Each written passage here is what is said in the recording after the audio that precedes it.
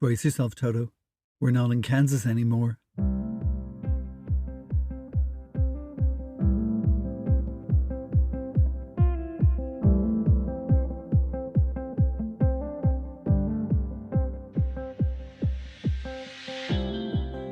Poetic peeps and gentle persons, in-betweeners and non-conformers, genders all and genders equal. Welcome to Eat the Storms, the poetry podcast.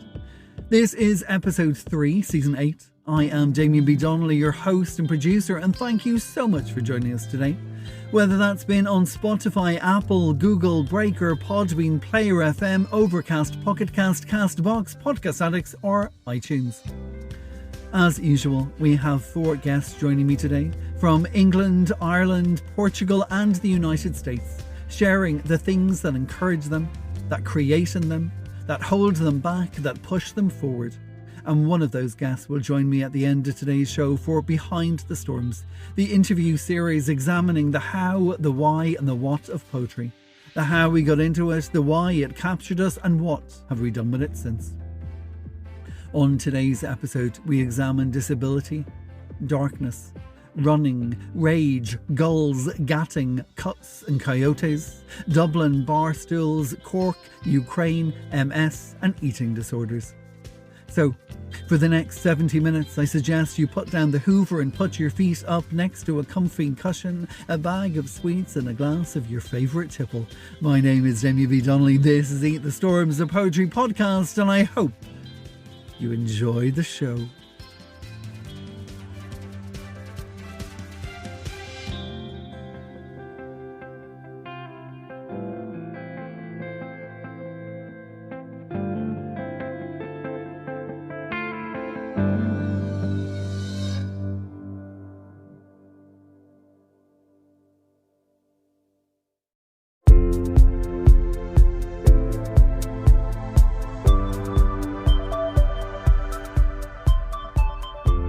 And for my first guest on Eat the Storms today, I'm delighted to welcome a returning stormer who will be again returning at the end of today's show to join me for the interview series Behind the Storms. Taking us to the San Francisco Bay Area of the United States, we have an award-winning writer who has a background in journalism, who hosts the quarterly Get Ekphrastic Folk Art blogzine on her website Folk Heart Press. Her work has appeared in various publications, both online and in print, not only writing, of course, because she is also a visual artist, and last year she appeared in issue 3 of the Storms Journal with her photography. Her current projects include a series of videos based on original folk tales and legends, and imagined prequels and sequels to fables and fairy tales. Her chapbooks include True North and Sightings from a Star Wheel from Origami Poems Project, Down River with Lee Poe, and most recently, Coyote and the Basket of My Ribs, published by Kelsey Books. From Los Angeles all the way to Eat the Storms, this is Karen Pierce Gonzalez. It is such a privilege to be here today with you on this Eat the Storms podcast, which is itself a work of art. I'm going to read selections from Coyote in the Basket of My Ribs, which is a tribute to the mythical coyote messenger who travels seamlessly between life and death and once helped me navigate that wilderness. Coyote Dream 1, fitful, in a den of sleep, taut coyote muscles twitch beneath my skin. Spine arches, I pull blankets back. Impatient paws push away my dream of domesticity. To chase a deer running down a hillside that slides into a sea coyote cannot swim. Still, panting, she reaches the other shore. To sleep, I try again, count sheep, but stop when the wet, lone desert dog howls. Meadowed flocks are not to her liking. She prefers uneven edges of nightfall, Its darkness dissolves the calm of my certainty about which shadows are tame enough to clothe and feed, to give pen, paper, and paintbrush to. Not every pocket of inner wilderness is meant to stay wild, is it? I am jolted by the squeal of dawn's fast-moving tires turning the corner. Ears perked, I yell, run! And Coyote does, before daybreak can fold her back into the sheets of the bed I have made.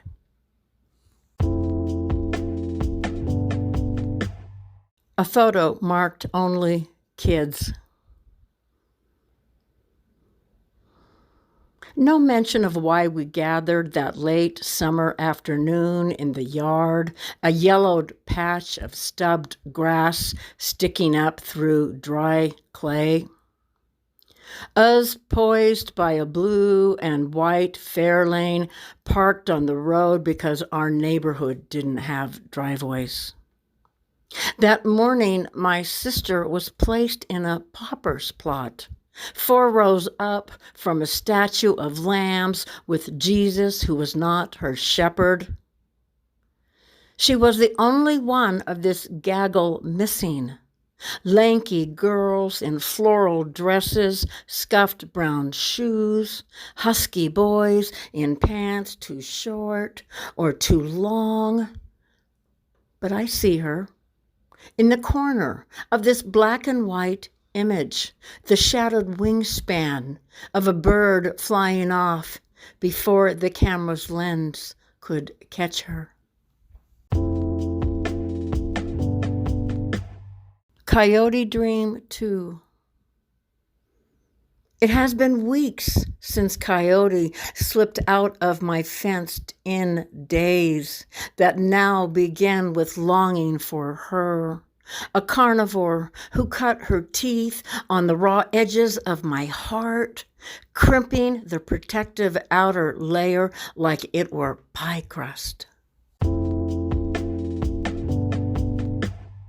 Absence.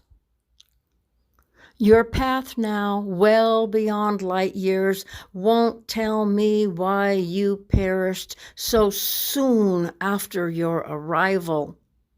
On the roof, I fine-tune the antenna to pick up your signal, but hear only the breaking of my heart. And I will close with this poem. Somewhere it is morning. Somewhere, somewhere, somewhere. And a warm washcloth opens my eyes to a land that does not require passports to reach you. There, purple garlic flowers lean towards, yes, the sun furthest away from where I am without you. Summer clouds cover fields of hope. Moments with you I may never love more than I do right now. Thank you.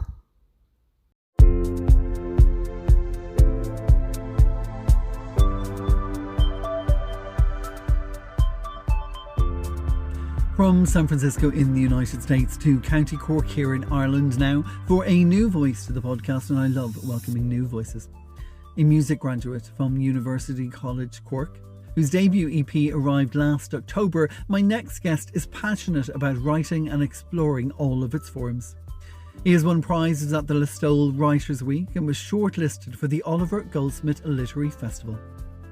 He released his debut novel in 2023, Once Upon a Human Sky, a young dystopian adventure about suppressed superpowers, but today his only superpowers are that of poetry. This is Shane Healy. Thanks very much, Damien, for having me. Delighted to be on board.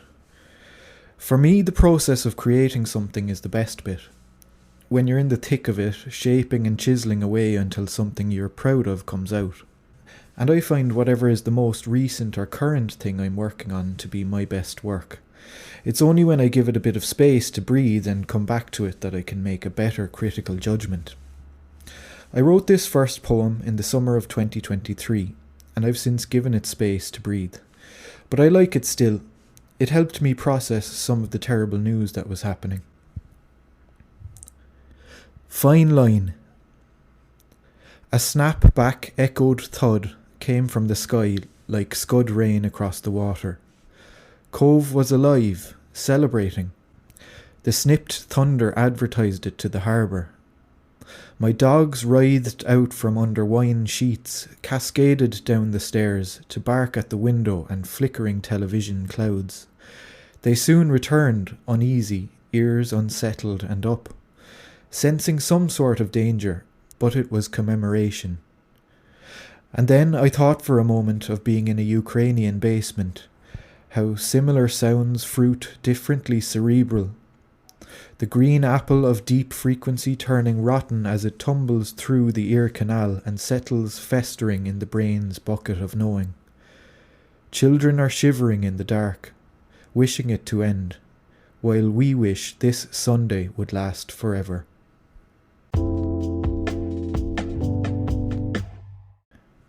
This next poem is called Gatting, after the Cork slang term, and was written several years ago, so it's had plenty of space.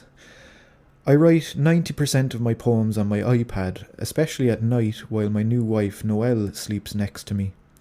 My iPad filing system is a bit chaotic though, and there are about 30 different folders with poems of varying quality in each, so I decided to put a little star next to the more standout ones. This was one with a little star. It's about college drinking culture with an element of melancholy. I like the rhythm in it. Gatting. Gaudy hooves clack clack concrete passes on fish supper corners. Trite spirit singing cling jobs bring beer from the well. Dulled skull eyes half lidded whacked empty shot pots. Hot shots, pot shots. What's? We all sway rakes at the harvest, threshing ripe, ice-cubed courage and canned conversation over a simmering. Carpe diem, Machara, back down tomorrow, when the rage subsides and then seems silly. On will Cadagum Dolavalya? This next poem I've half forgotten what it's about, so again plenty of space. I think I might have watched the movie Mother with Jennifer Lawrence in it around the time of writing. It touches on an eating disorder. Sound of a tap. Each day drips by without my fingers knowing what they forget. The drain is wet and the lodged hair dissolving into some future. My eye turns the handle and waits for cold to stiffen the adrenaline, dandelions singing a semi-brief window catching a gap of yellow sound hounding at the back of the hive. Something softening like a Labrador until wilted dry. There is a gurgling of sunlight across the sill, and there is a taproot slithering in the pipe. Hunger is threatened because it feeds from the mind. I didn't have a title for this next poem, but I decided to call it Pain recently. My friend lost his mother the other day. He sits in his car at mornings to cry and shed things away. He remembers her in that car. He has learned to pray. I worry about my mother and think about that pain. For every little penny you pick up, you also have to pay. I don't want to try so hard all the time, but this is just something I felt I had to say. The final poem I'm going to read is about a good friend of mine who passed away last year. Fluid States. There is a girl who sits in a place called the Mercy, in front of a scarlet button that says, "Do not press." You'd swear that's what it's there for, therefore halls of trundling contradictions. I'm not certain what age she is, but she wills time to reverse, or move on, or go back to before the start. And they say, when you will it, it will be. They've taken her blood innumerable, perhaps to paint the button, and they call this the mercy, and they feed her it, through a drip too, and often sugar cubes, for the mercy. In the end, everything is an escape from something else.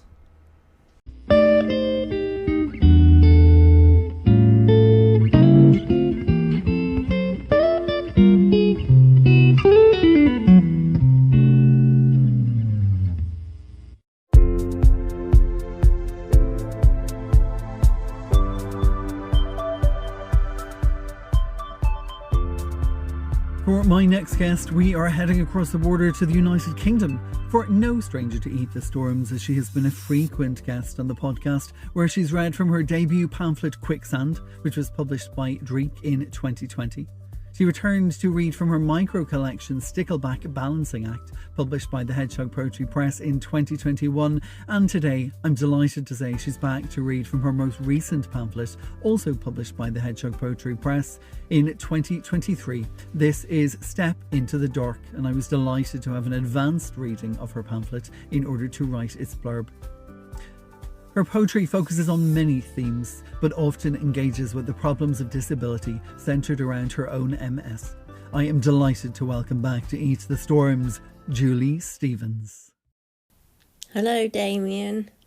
Thank you for your wonderful podcast, Eat the Storms, and for giving me this opportunity to share my poems. I'm Julie Stevens. I was lucky to have a pamphlet published at the end of July by the Hedgehog Poetry Press. It's called Step into the Dark.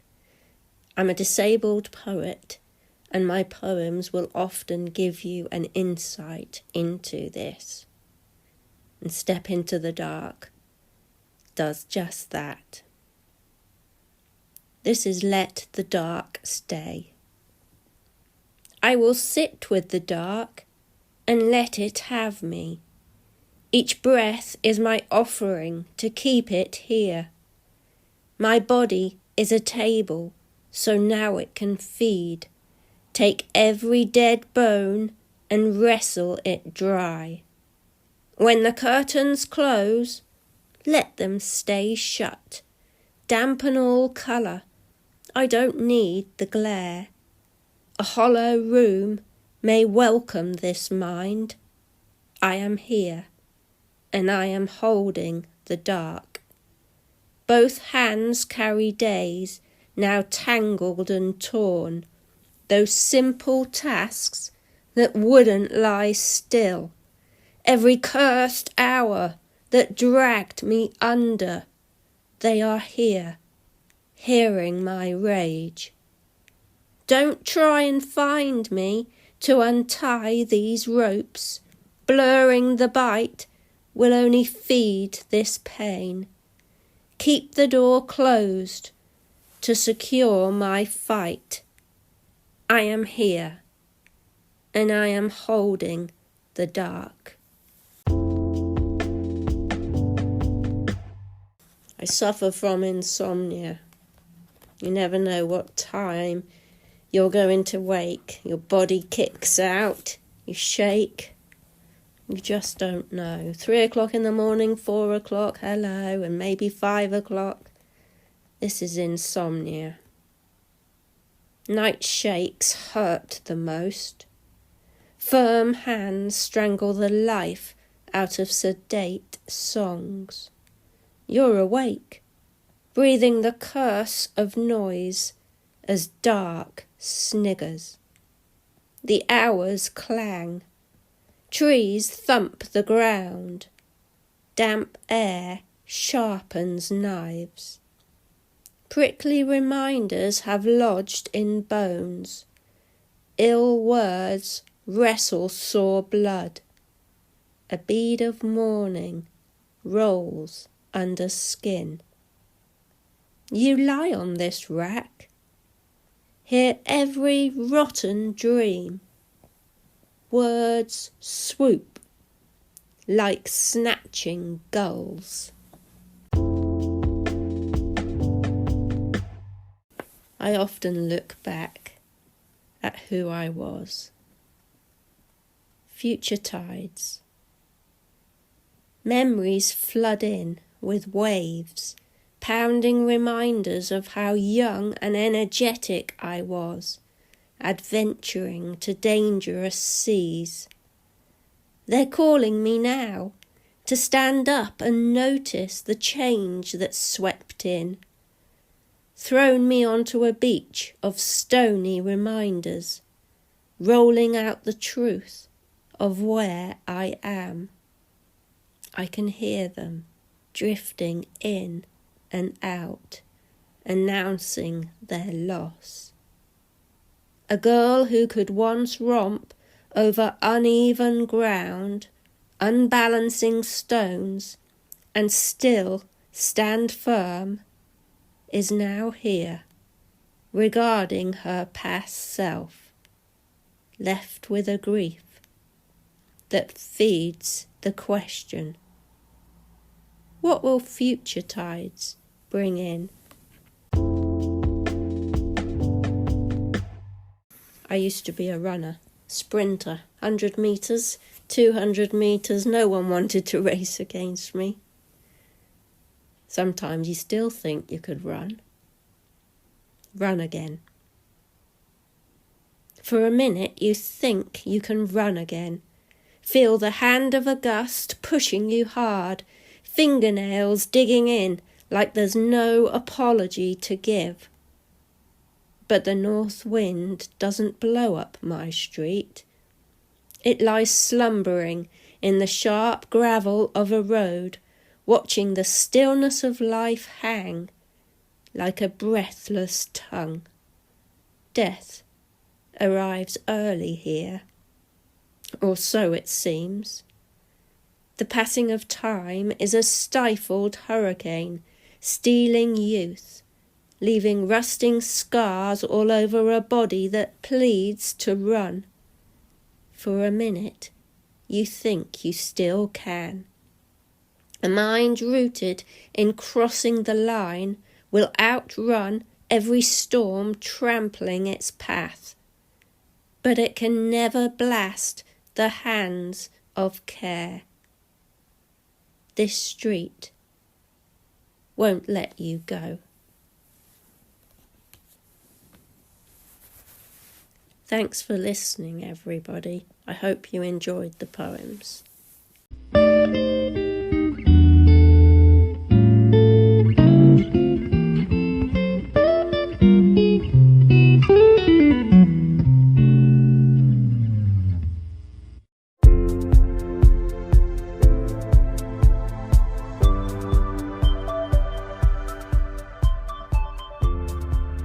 Now it's time to welcome another first-timer to Eat the Storms, based here in Dublin, although he's originally from Portugal and is the author of 12 books with a theme of travelling running throughout.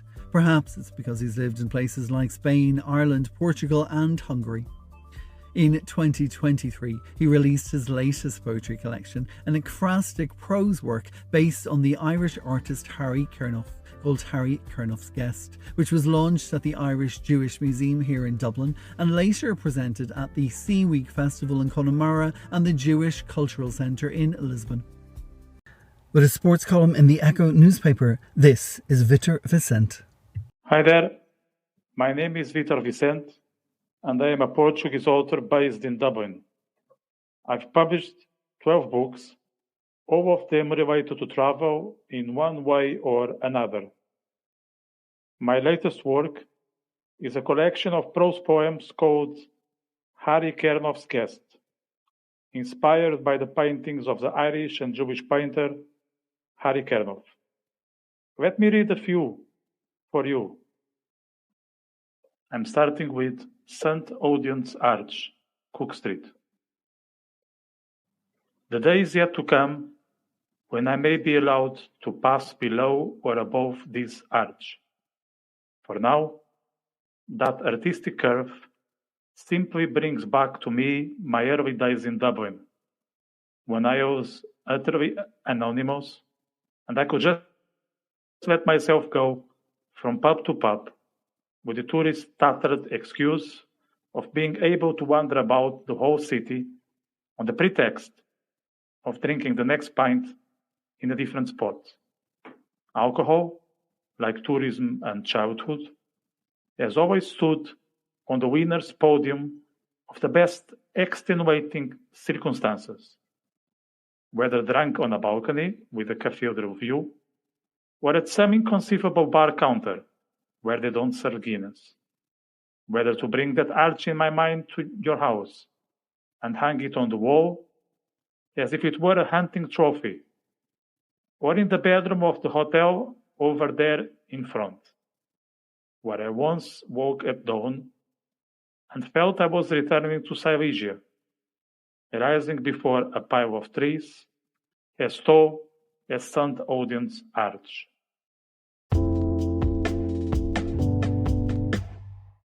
On the second poem, I'm bringing you to Davy Byrne's pub, Duke Street. I've never tried to understand people through people. I judge countries and their respective natives by their shops, what kind of businesses you see a lot of, and how they reveal the road through their shop windows. Apparently, Ireland lives some 20 years behind the continent, to which it belongs only on paper. Pubs predominate, and the outstanding ones are time-proof, with neither televisions nor other screens. And so they prevent that eventual short circuit in conversations between long-standing friends or new friendships which flower between one pint and another. Beer is called by its own name, served in a glass that it belongs to it as much as the barley does. A total experience, blind, with that secret ingredient of Irish innocence. It sells as much as the greenery.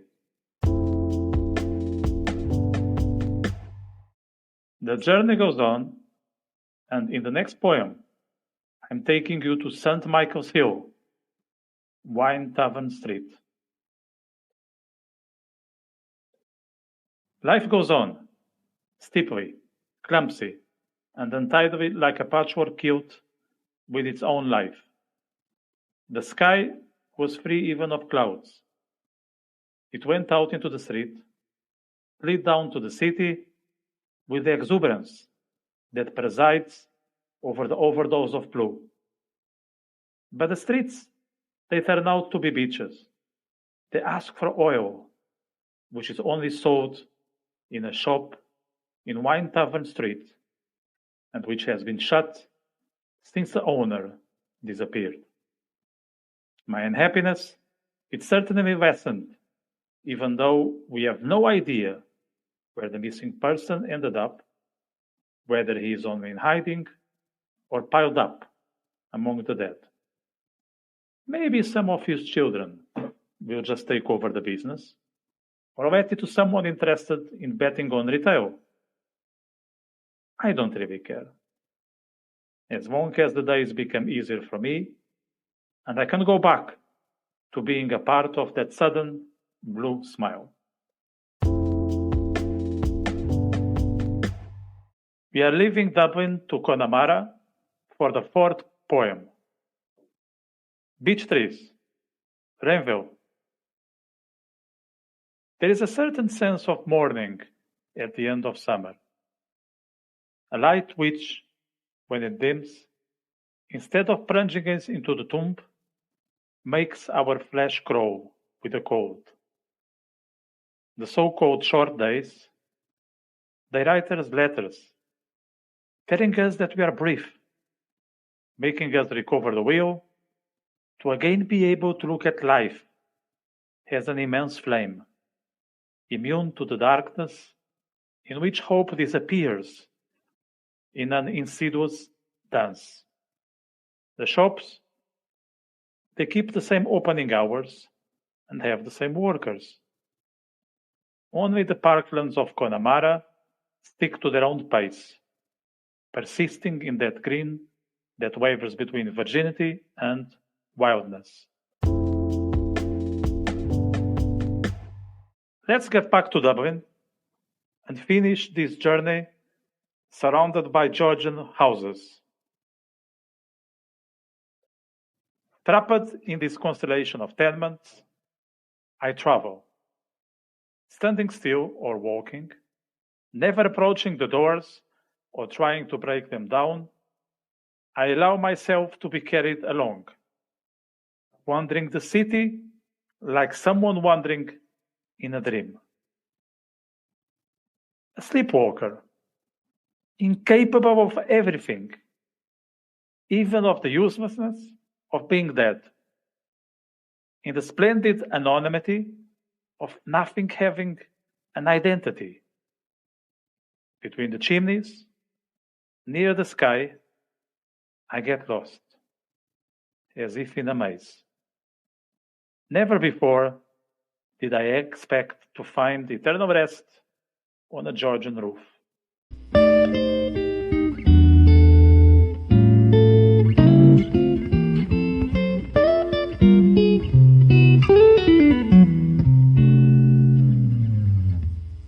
Dearest listeners, it's now time to take that deep dive into poetry and creativity and all that lies behind the storms.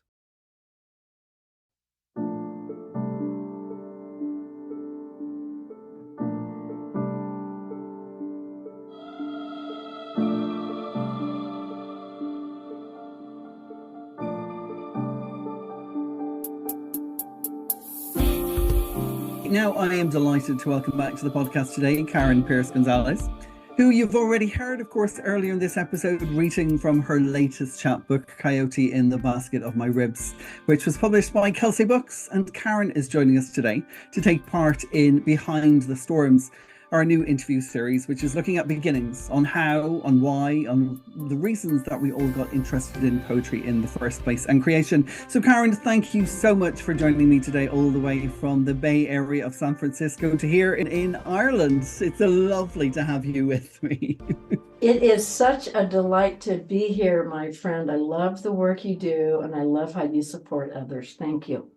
Well, it's a pleasure. And unfortunately, our listeners are not going to be able to take in the view that I'm seeing. Not only do you have the best blow dry in town, but you also have some of the most incredible art, your own artwork on the walls behind you, because you're not just a poet, you're also a visual artist. And what I'm seeing is something that, people who know you, I'm sure, have already seen. A little bit of a background, I suppose. So you're the author of 5 chapbooks, including True North, Sightings from the Star Wheel, and of course, most recently, Coyote in the Basket of My Ribs. But as I said, you're also a visual artist. Currently, you're adorning the front cover of the Chestnut Review, Volume 5, Issue 3. It looks amazing. And of course, you were a fantastic stormer last year with 2 of your photographs decorating Issue 3 of the Storms Are Printed journal. So, Hey! Yay, indeed. So with that all in mind and gathering it all together, let's try and journey back a little bit to the beginning before we talk about the collection itself. How in all of that did it all get started from, I suppose, not just the poetry, but the creation, the artwork, and even the interest, I suppose, in folklore? Your handle is Folk Hearts Press. So tell us how this all comes about and the juggling of it all. Yeah, let me start with this. I grew up in a community of immigrants. My mother's family were Spanish Jews from the island of Rhodes, and they married. And so in those marriages, there were people from Egypt and Libya and France and Israel and all over the world. So I grew up in a subculture with different holidays. Right. I learned Hebrew and with people with different accents from different parts of the world. So it's very comfortable for me. Even your little sweet Irish accent is it's very wonderful to hear. So I was no stranger to the other than, to the small group with the broken words and their traditions and whatnot, but they were separate from mainstream. So there's always been 2 rivers. There's been mainstream and there's been non-mainstream. Okay, ever since I can remember, I have written. Now, my first poetry book was Cat in the Hat, Dr. Seuss. Wow! And I'll never forget the brilliant wordplay. And that's and the lyrical quality of that wordplay. Now, as I grew up, I would read books and then rewrite them To put it into your phrasing, or to put it into my phrasing. And I would notice techniques and mechanics in the books. They were kids' books, so they weren't like voluminous novels. But back up in the backdrop, there was a tremendous amount of abuse and dysfunction. So I learned early to stay inside. It was just the best place for me to be. It's where the stars could reach me most quickly, because I would talk to them and they would, call a response back, and I would stay there, right? So I would rewrite, and then obviously through school, I was encouraged in school settings I was writing scripts in the 4th grade for Friday afternoon theater. I mean, it just was, I didn't have guidance, so I didn't know what not to do. I didn't know what I couldn't do. Yeah. Right? I only just knew to do. But suddenly, I think the worst thing about learning sometimes is to have a rule book and be given the rules and be told, like, these are your parameters and you need to stay within them. When you don't have that, it's anything and everything. Right. And because I didn't show many things to many people, I was not on public display. Right. So I was safe. I mean, I kept safe. So anyway, life goes on, and there were tragedies like what happened in the coyote in the basket of my ribs. I had deep pockets inside, like a honeycomb, where things could be stored and kept safe. And at the same time, simultaneously, I have to survive in the 3D world, get good grades, whatever, function, keep myself safe, become fiscally responsible, do all these things, while inside was an interior, just a sea of constellation stories. What's extraordinary in what you're saying there is so many artists, so many definitely writers who I've spoken to, and even myself, we create these pockets that are extraordinary on the inside as a diversion from all that's not extraordinary and all that's too difficult on the outside. But yet within that almost dark space, lights are created. Like you said yourself, stars, easier to touch the stars. Yes. Well, I mean, I kept breathing. I was kept breathing. I was kept moving. So almost like a warrior stance, I would just get bumped and battered and keep moving. Thank God for that. And I didn't know what I was doing, because I was just doing what I needed to do. So then I get to college, and I'm taking creative writing classes, and I noticed I am a horrible groupie. You do not want me to be your fan, because if it's not natural, it's really a bad experience for both of us. So I remember reading poetry, but it was, we loved the classics. They were all people like Lord Byron, who were so well connected and socially positioned that who knows if their work would have had merit without that. And I remember thinking, oh, this is not right. So I went away from studying the poets and the writers, and I found myself, thank you, E.E. Cummings, getting into linguistics, the nature of language. And so I learned Homeric Greek, I learned Latin, I already had my Hebrew, I already knew my Spanish. Not too much else really, but California Indian languages. So because of the anthropological component, I live in California, where we have probably 43 nations in this state. My anthro professor, whom I was her assistant, wrote the grammar for the Shasta Indian language. So point being, for example, they may not have our Indo-European male-female. They may have short-long. They may have a base 5 number system, not a base 10 number system. So worlds opened up, worlds of possibility, inspired fundamentally by E.E. Cummings and the way he fractured language. Okay. And it's not that I liked all of his poems, but the ones that I was drawn to, I used to read them to my daughter when she was taking a bath. In just spring, when the world is mud luscious, the little lame balloon man whistles far and wee, and Eddie and Bill come running from piracies. I mean, it's just, she still remembers those poems, right? They still, poor kid, but anyway. So then I got into linguistics, and that took me right into my anthropological leaning into folklore. Mhm. And once again, folklore is the street face of mythology. It's for the common man, it's for the proletariat, the plebeian. It's how they view the world and pass on their wisdom. It's not necessarily cosmology, right? So I would look at the way different cultures would do their foods and what it meant. And once again, I'm in the Bay Area, which is about as diverse. Thank God, left coast. I'll never leave the left coast of this country, ever. Mhm. So then I got my degrees, both of them special majors, in the things that interested me. And then I went on to become a journalist, which I swore I'd never do because I felt like a sellout. And besides that, I don't care about the news. I'm not into politics. However, I created my own beat. So I worked for the San Francisco Chronicle, which is the 12th largest paper in the United States. And I also worked for the Marin Independent Journal. And my beat, anthropological, cultural, spiritual communities. I had tea with Thich Nhat Hanh. I met with the Dalai Lama twice. And my job was to translate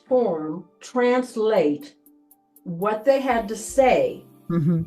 into non-fear-based 7th grade Mr. and Mrs. Middle America language. So I was just pioneered. I mean, it's not that I knew what I was doing, I just was doing. But anyway, so it introduced me to many different worldviews again, how they express themselves. So bottom line, poets all over the world, this is a very rich place to live in. It's a very rich world we live in. And we're gifted with opportunities and experiences that thread. I mean, like I said earlier, I don't take credit for the weave. I take credit for the work. But the work is like you said, I don't know how I get into it. I didn't want to get into journalism, but you didn't get into journalism because you didn't specifically study to be a journalist, because you went in and brought the you with you. And as you said, you made the beat, it Exactly. wasn't journalism. It was learning how to understand, to see what was going on around you and translate that to others. It was amazing because I was being sought, I was being reached out for. And then along the way, I'm still writing magazine articles and short stories. So still keeping the genres fluid. I didn't really come back to poetry until after my years having a public relations company boutique in which I represented cultural communities. I can imagine during all this, because while you're writing, while you're listening, there are so many visuals that you must just be impacted with continuously. Like I was wondering about, when sort of the visual arts came into it, but clearly there's already a nesting period happening because you're speaking in so many different nationalities, cultures, languages. Exactly. And then keep in mind, I meditate. So when I meditate, it's more shamanic, and no, I don't use substance. I just use discipline. Shamanic, I enter into the ocean and am with the leatherback turtle. I am on the tundra with the caribou. I am there in the weave of a tapestry whose strings are dangling. I am right there in the room where it happens. And I don't always immediately act on it because I integrate it. Sometimes I'll spend, like I spent probably 2 weeks with the leatherback turtle in meditation, understanding how it moves. It doesn't have a hard shell and it never stops moving. And I thought, that's why we are connected, because I never stop moving. Okay, so these are personal lessons, but they're also artistic lessons too. Then you come along to Healy in the Basket of My Ribs, and also and with art too. There's certainly then a connection. Clearly there comes a point where you are thinking, no, now I want to share something. Now it's no longer just about understanding. learning, soaking up. Now there's Uh-huh. something Uh-huh. that's coming out, maybe from that pocket of where I've stored Right. everything earlier on. Right. Suddenly I've coming out of it. I was reading in the blurbs, our dear friend Marcel Newbold, poet, Uh, former managing editor of Nightingale and Sparrow. She said in the blurb, "This is an exquisite exploration of restlessness." She said, "Your dream poems are intertwined with a delicate, involving understanding of loss, of dependency on the just out of reach." And it's a collection that comprises of just 26 poems, I think, but yeah. it borders on epic. There are terrifying images at times. The image of the carnivore who cuts its teeth on the raw edges of your heart, Right. intertwined with images of the wild, reckless coyote against this child, this adolescent, this adult, who are having perhaps their own tug of war with the frustration of the fact that spring doesn't come with its own rebirth. There are Beautifully impeccable said. losses that won't be cured. Right. Tell us about this wet, lone desert dog. So, Coyote is miraculous because Coyote is a messenger between life and death. It is one of the few mythic animals that can travel back and forth seamlessly. Yeah. And Coyote originally appeared years ago, and I wrote a couple poems, and I kept writing them, 2 or 3 versions, and then just stopped, right? But as I grew older, as I aged so eloquently, I even get a discount at the grocery store. I'm a senior now. But Coyote is, like in the poem where Coyote cuts the edges of my heart like they were pie crust. Mhm. It is only because Coyote is young and restless that Coyote doesn't do so to hurt. Mhm. And I mean, so there's an understanding of the element, the supranatural, not supernatural, supranatural element of this particular animal spirit. And so I would follow it around. Not really clear where it was going, but I knew it was an opus. Yeah. Okay, I knew it was important work. And let me tell you real quickly in the backstory. I don't put it in the book because all of my chapbooks are tributes to some source other than myself. So it's not about what happened to me.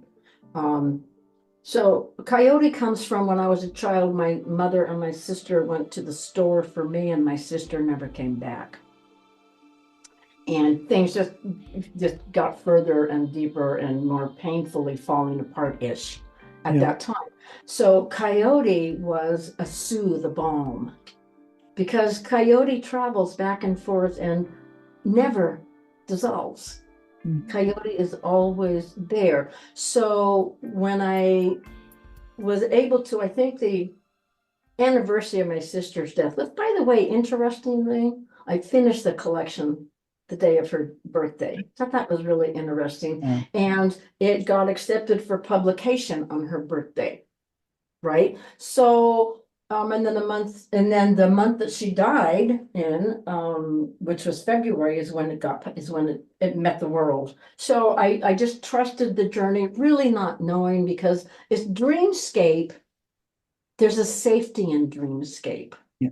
No one can say it is this or it is that or it's not. I mean, there is a safety mechanism, and working on that sort of landscape, that kind of terrain, that dreamy terrain. So Coyote I loved Coyote, just like I loved my sister. And so I would follow Coyote, and sometimes she would mislead me, sometimes she would take me, sometimes she would guard me, sometimes she would play with me, but I always had her.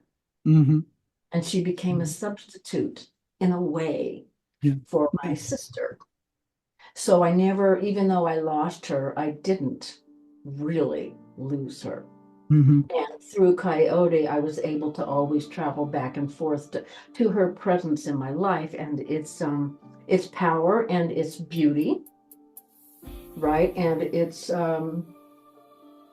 undeniably magical existence in my life. And I think I was talking with Susan Richardson last week, and she was also talking about her collection and talking about the loss of her mother. And I think certain things come along, whether it's a collection, whether it's a painting, at a time when it's supposed to come along. You know, it's not the minute the loss has happened. It's not a day later, a year later. Sometimes it's 10, sometimes it's 20 years later. It's, Exactly. you know, I think we're in that numbed, almost protective mode for such a long time that it becomes difficult to translate anything or to hear what we're actually saying. And perhaps Right. it comes at the time that we need it most, later. Yes. Yeah, and I think you're right about that. And I know for myself, again, because I was through trial and error, so many genres, I was confident I could weave it together. Yeah, I just didn't know what the weave would be. it is an extraordinary opus. You were talking about earlier in terms of the interconnectedness of things.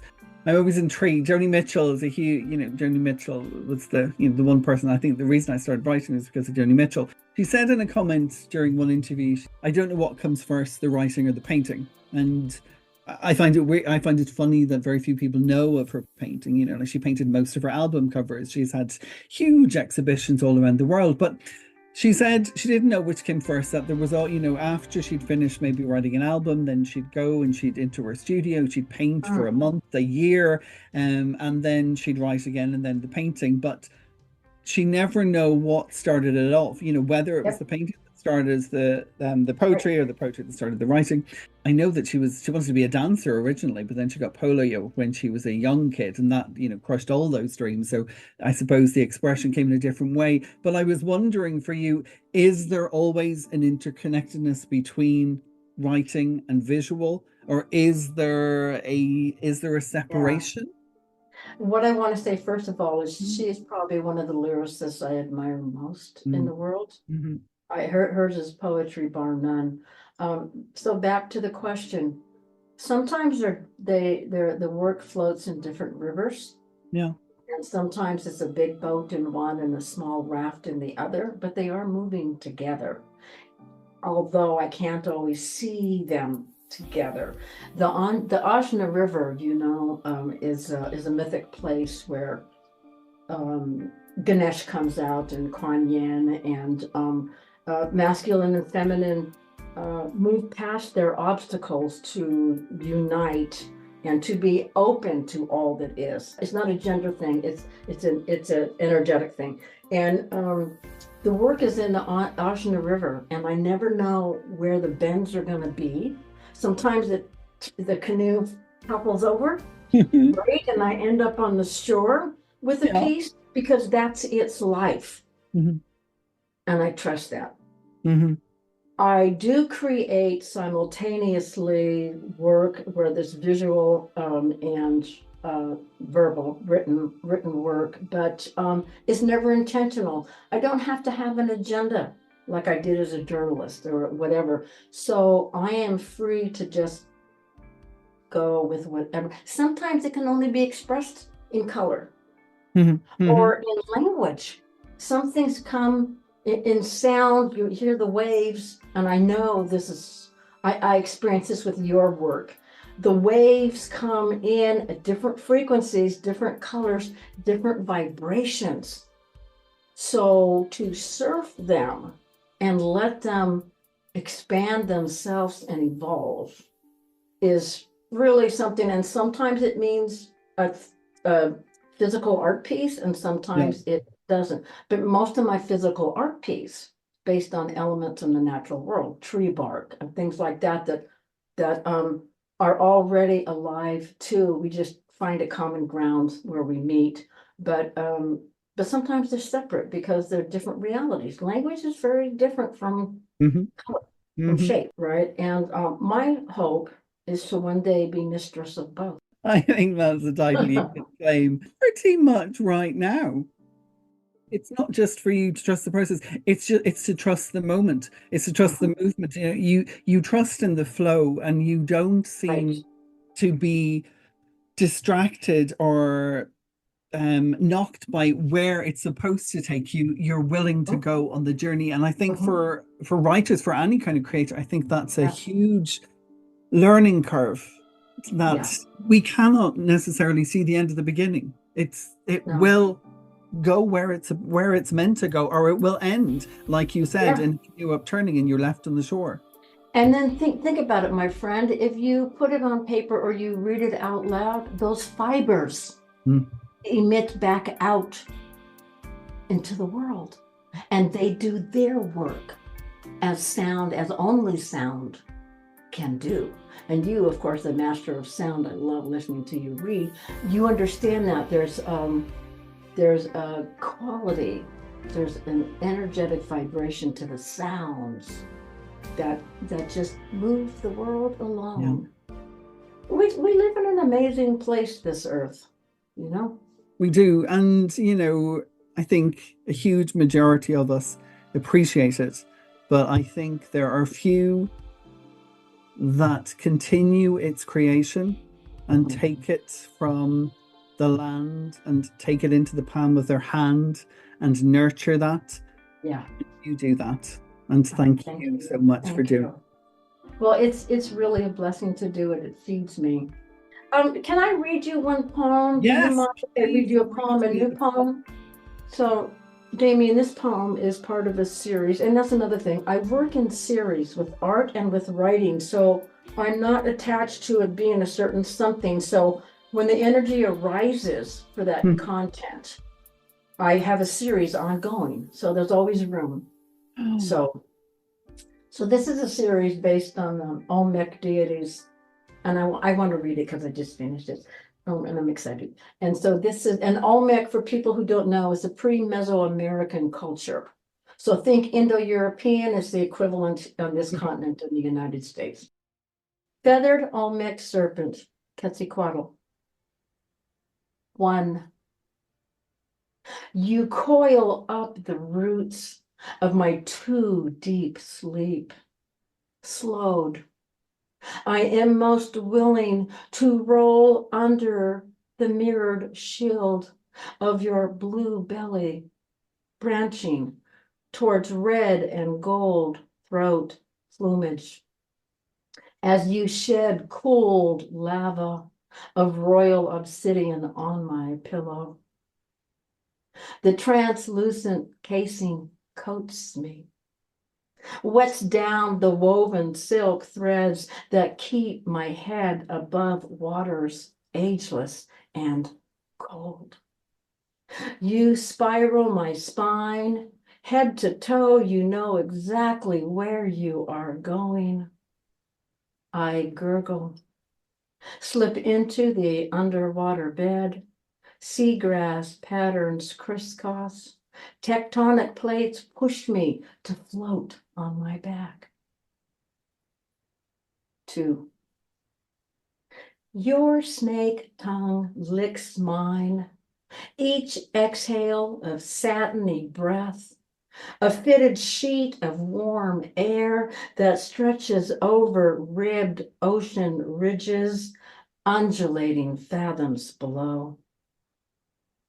Double-fanged in the dark, you turn on me, drain primal fears of dying. Siphoned, my veined liquid squirts right into your mouth. You swallow my mineral-rich humanity. Spit out wanted prayers wasted for the dead. Still living, you hiss. Arms raised, I hold on to the spread of your ancient neck, glide skyward. 3. The arc of my night changes. I slither up your sacred scales, become a body reborn to soar. On a cumulus cloud, I watch you circle back to pluck field rats nesting in my fallen hair. Core-boned, jaws open wide, you eat them whole, regretting only that you cannot gorge more. The line probably I'm going to take from that and apply it to you is, I am most willing. Yes. Oh, wow. And you are Thank you. to see, to take it, to hold it, to share it. Thank you. Thank you, my friends. And thank you kindly to your listeners who I hope love you as much as I do. Thank you so my much. God. You are welcome, my friend.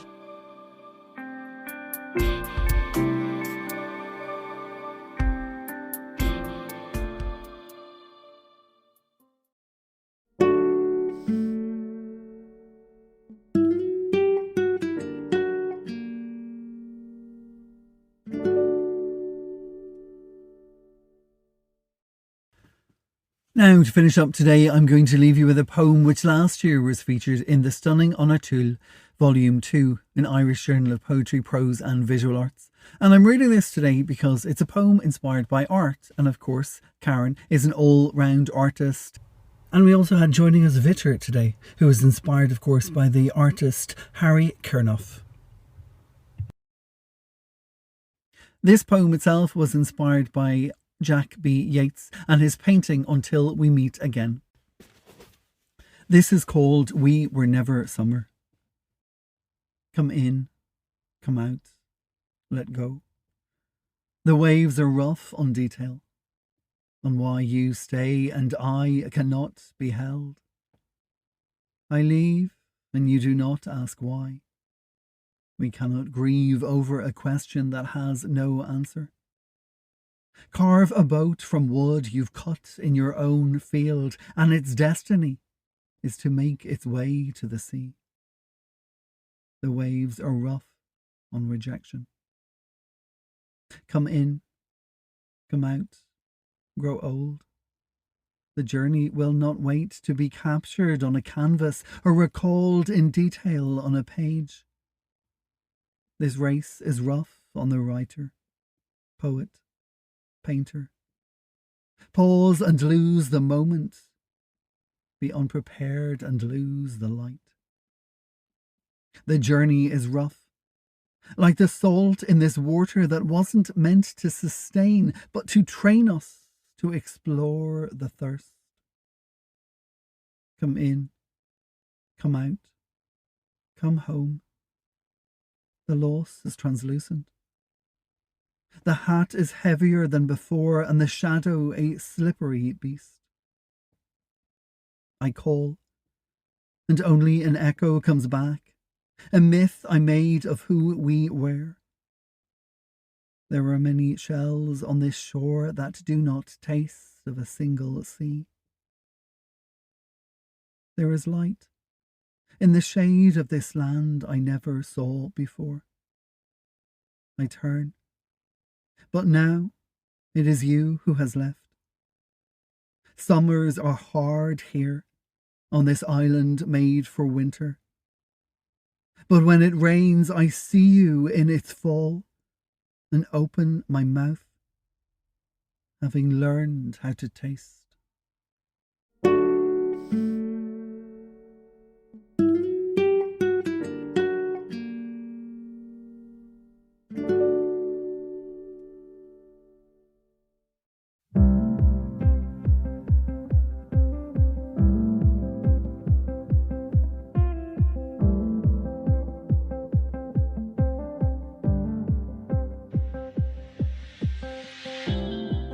Poetry peeps and gentle persons, in-betweeners and nonconformers, genders all and genders equal. We've reached the end of Season 8, Episode 3 of Eat the Storms, the Poetry Podcast. My name is Damien B. Donnelly. I've been your host and producer, and thank you so much for tuning in yesterday, today, tomorrow, or this evening, whether that has been on Spotify, Apple, Google, Breaker, Podbean, Player FM, Overcast, Pocketcast, Castbox, Podcast Addicts, or iTunes. My guests on today's show have been Karen Pierce Gonzalez, Victor Vicente, Julie Stevens and Shane Healy. For details on all of my guests, you can head on over to our website www.eatthestorms.com. Click on the podcast section called Listen to the Podcast, and there you will find a blog post for every episode. And this, of course, was episode 3, season 8.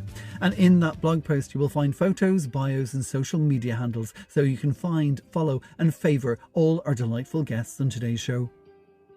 Now, while you're there, please feel free to sing about, to shout about, and to post about this podcast We're an international community, and here at Eat the Storms we realise that the spotlight can only truly give off warmth and light when it's shared with others. So please do us all a favour and share the hell out of this bloody poetic storm.